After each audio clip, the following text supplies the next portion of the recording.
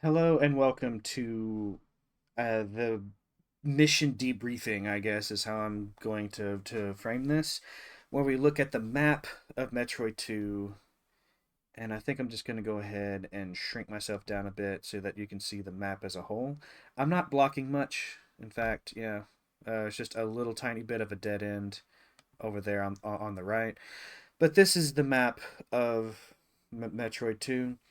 As you probably realized over the course of the journey, and I've probably said this like early on, but Metroid 2 has a much more linear structure.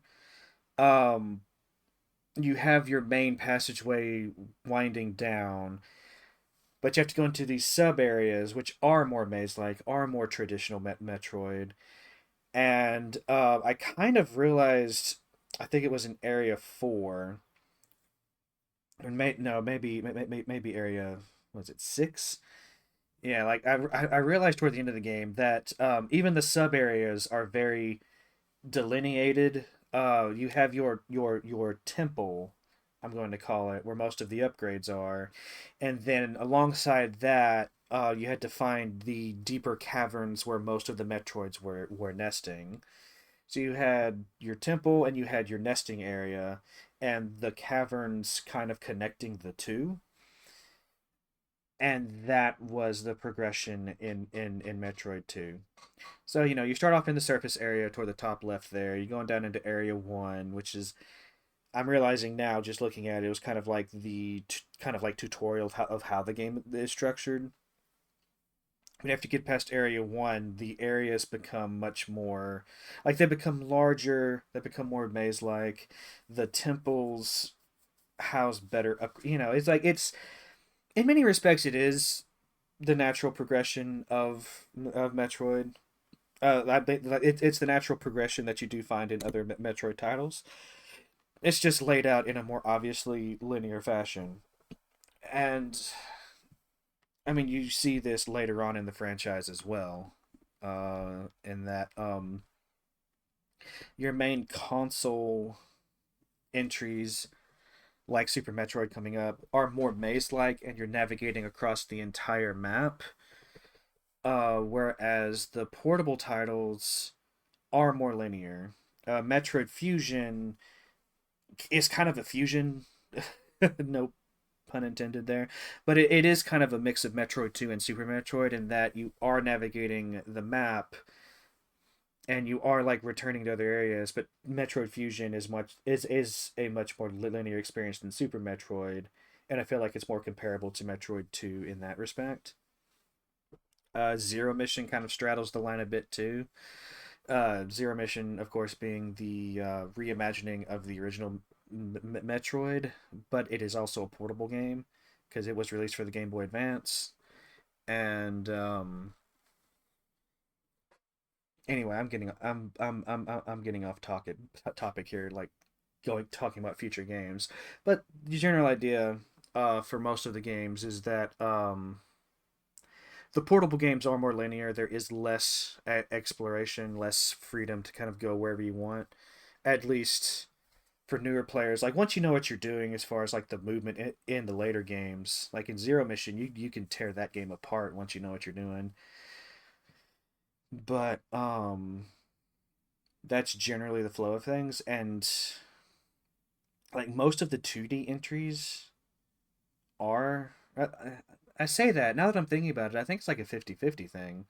I think half of the 2D entries are on portable systems like the Game Boy, the Game Boy Advance, and then half of them were on home consoles like the Super Nintendo and eventually the Switch.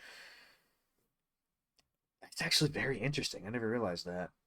Uh, I guess the remake for the official remake for this game is on the DS, which I think kind of skews it more in favor of portables.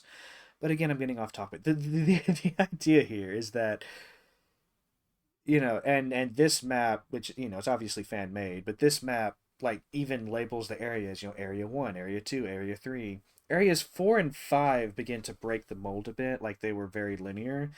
And like area 4 was, I think, the introduction of the actually, now that I'm looking at it, area 3 was the introduction. No, area 2 had a Gamma Metroid. um So Area 2 had a Gamma, but then the Zeta Metroid was introduced until Area 6. Area 6, of course, being the last regular area, like I was saying when I was playing through it. And then Area 7, 8, 9, and 10 are hyperlinear, the gauntlet toward the end of the game kind of thing. And I actually find it kind of crazy that, like, for some reason in my mind, the Omega Metroids are introduced a little earlier than Area 8. But now that I'm looking at having played through it and looking at the map now, I heard that they were introduced very late in the game. Uh, so yeah, I really don't have as much to say about Metroid 2 as I did about Nestroid. It's not as easy to get lost, I think. Like I did get lost a few times, especially when I was backtracking toward the end there to get some more, health and whatnot. I made a right at the exit of Area 6 when I should have made a left. Um but in the original Metroid, like a lot of the at several points, and when I say a lot of, but at several points, the critical path was blocked by like secret bombable blocks.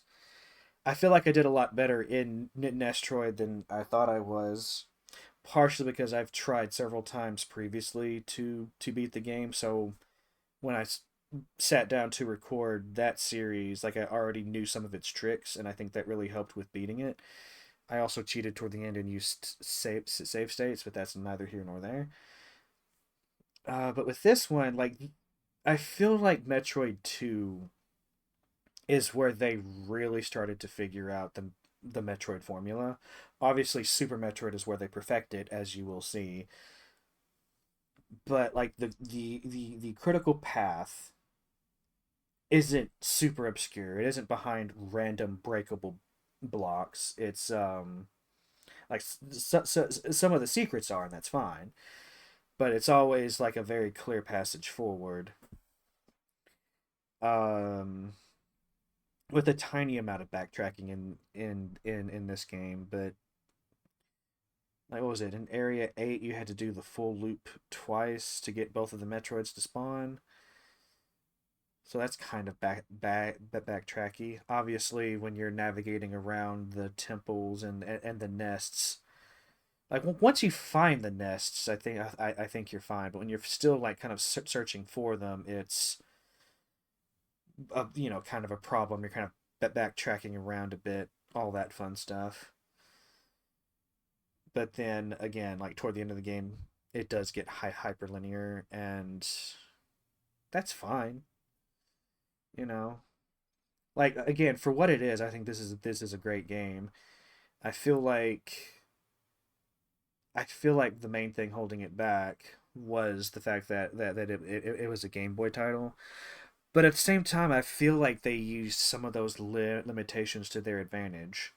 Like something I didn't think to comment on until now, really. But when you're playing the game, like the really zoomed in perspective kind of gives the game a claustrophobic feeling, and enemies appear really close to Samus. Um, that there were actually a couple of Metroids where they used that to great effect. It was a surprise coming across them as you're running down the hallway or whatever. And there's like it almost has like a jump scare feel to it. That's something that neither of the remakes replicate from what I haven't played either of them. I'm not gonna play the I'm not gonna like record the official one because it's on the 3DS, and I've already said I'm not gonna worry about trying to emulate the dual screen systems and dealing with all of that. But I will probably play AM2R at some point.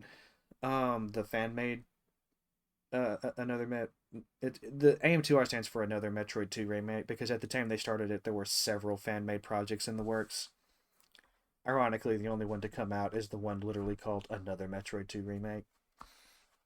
But from what I understand, from watching videos and seeing like a little bit of people playing them and commentary and whatnot is that neither of them capture that like jump scare feeling of the Metroid just suddenly being there in the hallway, which is unfortunate. But they are playing at much larger resolutions, uh, and they both do other things that make the experience interesting. About the only other thing I want to comment on is the map itself. Like some of you have probably noticed looking at it. Not, in the original Metroid, like when we looked at that map, the like every room fit together really, really well. But you notice in this map that that's not the case. Like the door to I'm pointing at the screen, like y'all can see what I'm pointing at. Like toward the bottom right of the surface area, you see that entrance and it draws a line from that door, in quotation marks, from that door to area one, for much further to the right. This map doesn't fit together. Like the rooms don't fit together perfectly the same way they did in Nestroid. It's intentional. One of the things, and a couple of the other 2D Metroid games do this as well, is they're trying to emulate like a 3D space in a 2D on a 2D plane. And you know, the general idea here is Samus is exploring very spooky caverns. They kind of like they're winding paths. Some of them may double back on each other, things like that. And I mean, it works. Like you don't notice it as you play. I don't think, or at least at least I didn't. Um, and it doesn't do that just a whole lot, but like the jump from area 4 to area 6 is interesting. Area yeah, area 4 to area 5, like it's the line goes through part of area 5 there. Like I said, one of at least one of the other 2D games does this as well. I'll point it out when we get to that point. But it's trying to emulate a 3D space. And I'm just gonna go ahead and say it. Like Metroid Fusion does this too, but it's a bit more obvious about it, I think.